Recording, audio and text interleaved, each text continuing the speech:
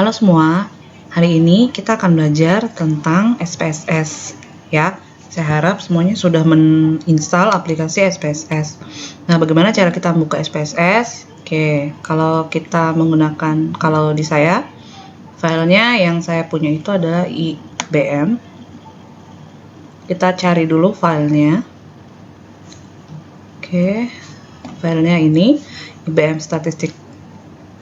Kemudian kita klik statistik, kemudian kita tunggu ya. Jadi SPSS ini digunakan untuk menganalisis data apa yang kita analisis, berbagai macam data, bisa data hasil pengukuran, data hasil pemeriksaan, data nanti kalau misalnya kalian melakukan penelitian. Nah, kalau nanti terbukanya seperti ini, maka di cancel aja ya, kecuali kalau kalian sudah memiliki data sebelumnya, maka bisa diklik data yang mau dibuka. Tapi kalau misalnya belum ada, maka ini di cancel. Oke, nah yang akan saya ajarkan hari ini adalah pengenalan tentang apa saja yang ada di bagan SPSS ya, yang ada di rumahnya. Kita akan belajar mengenai toolbar yang ada di SPSS ini. Oke, jadi kalau diperhatikan di bawah sini ada dua ya, ada yang namanya data view dan juga ada variable view. Ini kalau misalnya kita klik data view, maka dia akan muncul seperti ini. var. Ini maksudnya adalah nanti variabel yang kita akan tulis dia akan tercantumkan di atasnya sini. Oke. Nah, untuk membuat variabel kita nanti yang diklik adalah di variable view. Nah, yang ingin saya perkenalkan sekarang pada kalian adalah toolbarnya. Apa saja yang berfungsi di atas ini nih ya. Jadi ada yang pertama file ya. File ini adalah kalau kita ingin membuka file datanya kita. Ini ada di ada new, ini berarti data baru, kemudian open itu data yang sudah ada, seperti itu ya. Kemudian edit ya, kalau kita misalnya mau menginsert variabel, misalnya kita sudah membuat variabel, kemudian ada variabel yang lupa, maka kita bisa di-insert variabel seperti itu. Kemudian ada view, ada data ya, data ini adalah data yang kita punya, bisa disortir di sini. Kemudian ada transform. Nah, transform ini nanti akan kita gunakan untuk merecord data. Jadi kalau misalnya datanya kita tidak normal, maka kita bisa transformasi data ya. Atau kita mau melakukan perhitungan BMI misalnya, kita mau menghitung IMT seseorang, maka kita bisa menggunakan transform ya, yaitu yang di compute variable ini untuk menghitung secara otomatis. Ini karena nggak ada datanya maka tidak bisa ya, untuk menghitung IMT secara otomatis seperti itu. Nah, kemudian ada juga record. Misalnya kita main variabel, kemudian kita akan mengkategorikan variabelnya, maka kita menggunakan record seperti itu. Analyze ini tentu saja yang akan digunakan untuk kita melakukan analisis data ya. Ini analyze ya. Ini yang akan kita gunakan sebenarnya di analyze, transform, data. Kemudian ada juga graph. Ini nanti kalau misalnya kita menampilkan data dalam bentuk grafik. Oke. Nah, selanjutnya kita akan belajar bagaimana cara membuat data. Ya, saya harap kalian semua sudah mendownload file SPSS ya.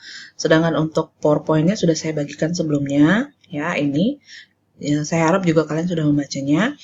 Jadi yang kita akan lakukan hari ini adalah bagaimana cara membuat data menggunakan SPSS. Oke.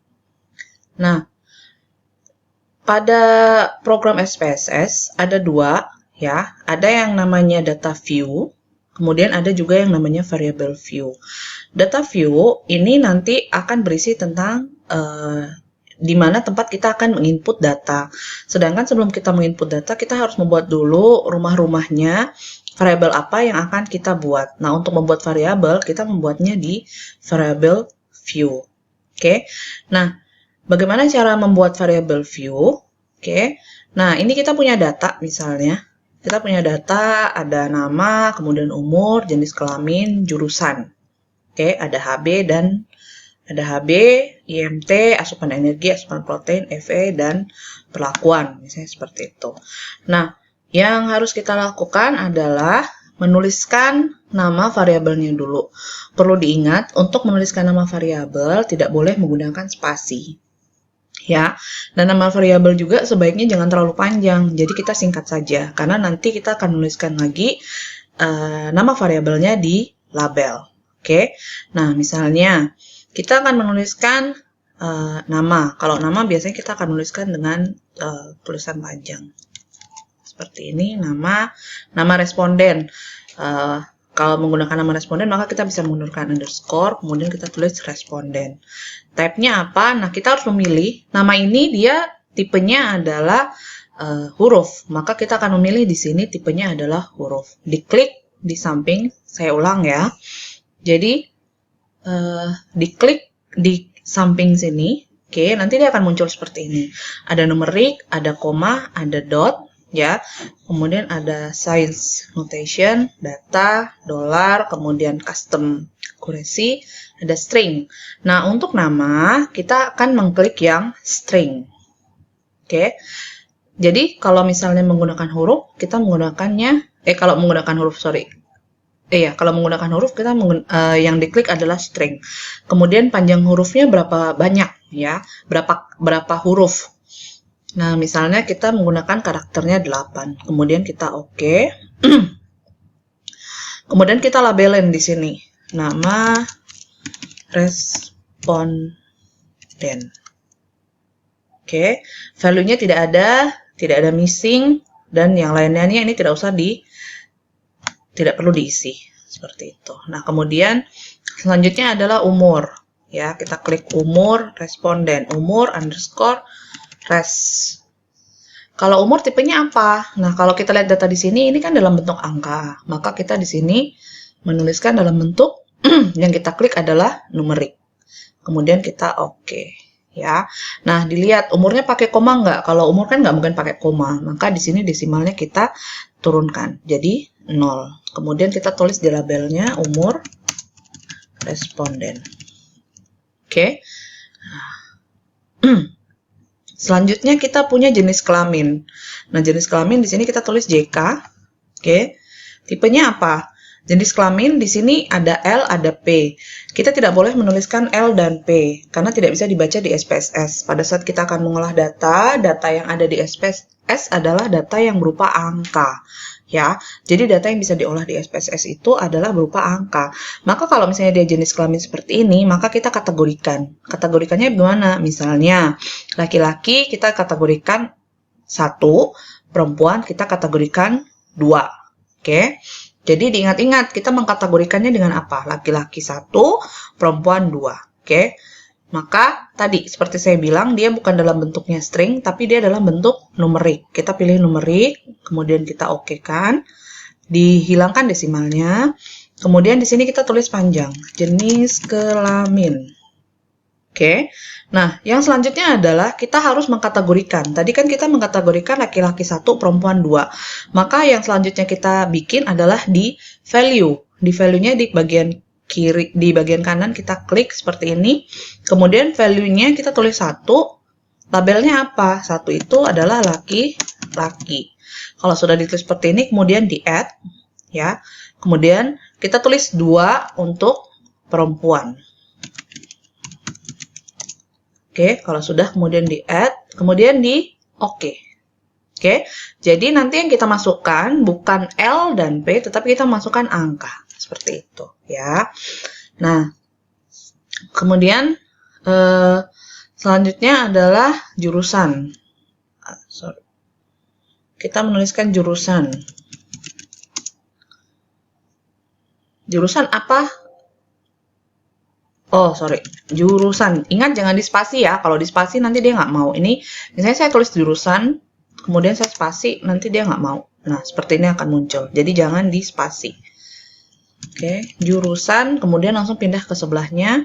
Kita pilihnya numerik, kemudian desimalnya kita kurangi. Nah, kemudian kita tulis di sini jurusan. Nah, dilihat di sini ada berapa kategori jurusan. Misalnya di sini data kita ada keperawatan, gizi, kebidanan. Ada 3 jurusan, ya. Maka kita bagi menjadi 3. Oke, di value-nya kita bagi menjadi 3. Yang satu kita keperawatan, kemudian 2 kebidanan, yang ketiga gizi. Di add, kemudian di oke. Ya. Nah,